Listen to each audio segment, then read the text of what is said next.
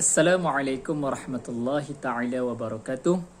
Alhamdulillahirabbil alamin. Bersyukur kita kepada Allah Subhanahu wa taala kerana pada hari ini dapat lagi kita bertemu dalam sesi pembelajaran pendidikan Islam untuk hari Jumaat insya-Allah. Okey, pelajar-pelajar sekalian, Ustaz harap kamu semua sihat dan juga dapat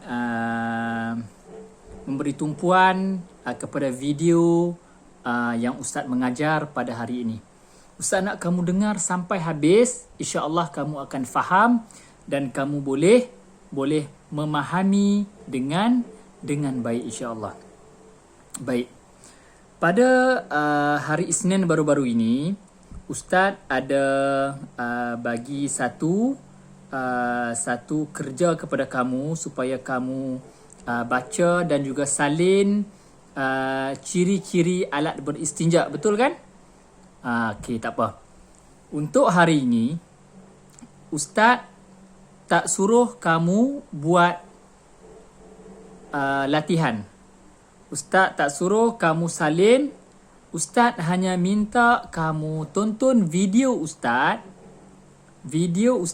untuk Ustaz terang dekat kamu pembelajaran yang kamu belajar, yang kamu tulis pada hari Isnin baru-baru ni.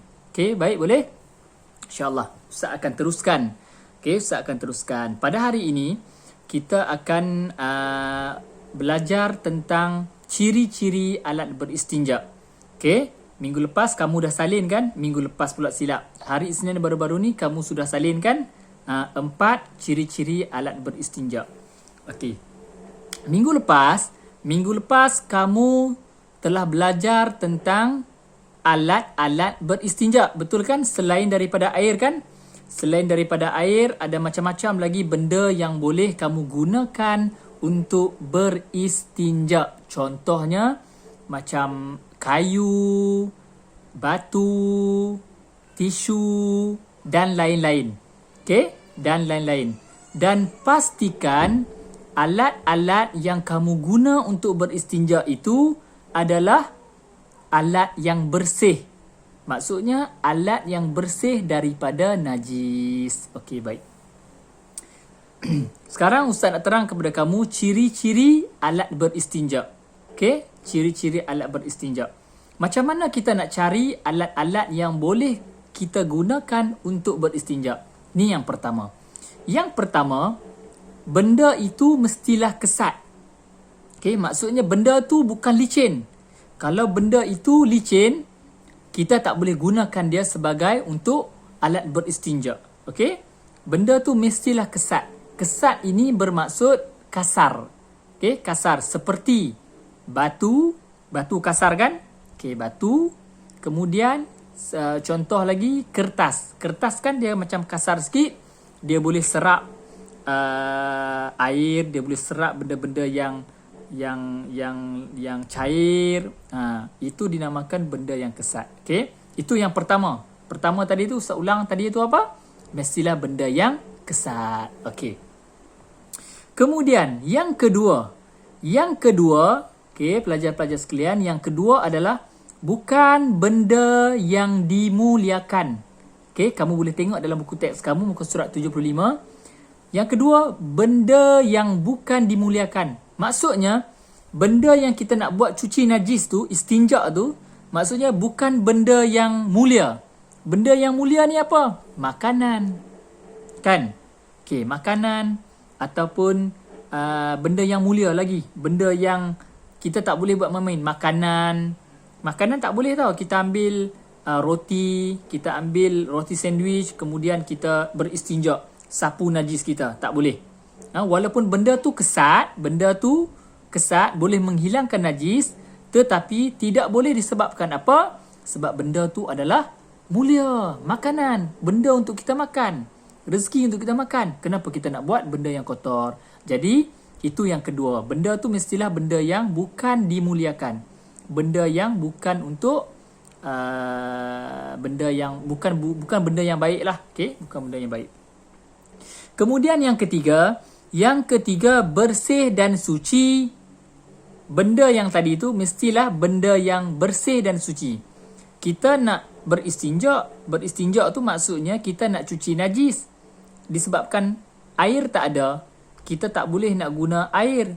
Kita mestilah mencari benda-benda yang alat-alat yang Ustaz bagi tahu tadi tu. Benda yang kita nak guna tadi tu mestilah benda yang suci dan bersih. Tak bolehlah kita ambil batu nanti tu.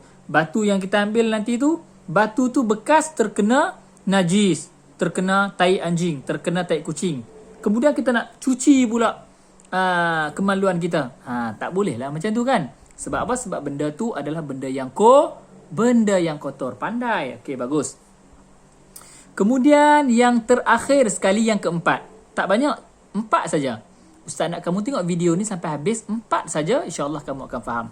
Yang keempat ini boleh menghilangkan najis, iaitu bukan benda yang licin seperti plastik dan kaca. Okey. Benda yang kita nak guna tu, alat yang kita nak guna tadi tu mestilah benda yang boleh menghilangkan najis. Bila kita sapu saja, benda mesti boleh hilang. Najis akan hilang. Air akan kering kalau kita sapu. Benda tu adalah benda yang boleh kita gunakan untuk beristinja. Okey, baik. Itu cukup 4. Cukup 4 ciri-ciri alat beristinja. Okey, kemudian Ustaz nak ulang sikit. Istinja. Istinja ni apa?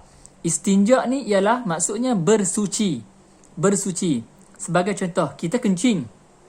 Bila kita kencing, sudah habis selesai kencing, kita nak basuh dengan air, betul tak? Kemaluan kita tadi tu kita nak basuh dengan air. Basuh itulah namanya istinja. Basuh itulah namanya istinja. Istinja tu adalah bersuci. Bersuci itu adalah istinja. Sama juga. Cuma nama saja yang lain. Okey, Ustaz harap kamu boleh faham. Dan Ustaz harap video untuk kali ini sahaja. Ustaz nak kamu tonton video ni sampai habis. Okey? Sampai habis. Jangan risau. Ustaz di sini. Okey, nampak kenal Ustaz tak? Kenal kan? Okey, kalau kenal Ustaz, tengok sampai habis. Dan kalau kamu tak faham, kamu boleh ulang balik video ni. InsyaAllah kamu akan faham. Kalau tak faham juga, boleh mesej Ustaz. Tanya Ustaz benda yang kamu tak faham. Dan jangan lupa, sebelum Ustaz sudahi video ini, jangan lupa tulis kehadiran di dalam grup. Ustaz ada send Google Form kan, kamu tulis nama kamu dalam tu untuk kehadiran kamu, insyaAllah. Jadi Ustaz rasa untuk video untuk hari ini saja. InsyaAllah kita jumpa di minggu hadapan. Kamu tak perlu buat latihan untuk hari ini, kamu hanya perlu lihat saja video Ustaz dan faham, insyaAllah. Mudah-mudahan Allah merahmati kita semua, insyaAllah. Assalamualaikum warahmatullahi wabarakatuh.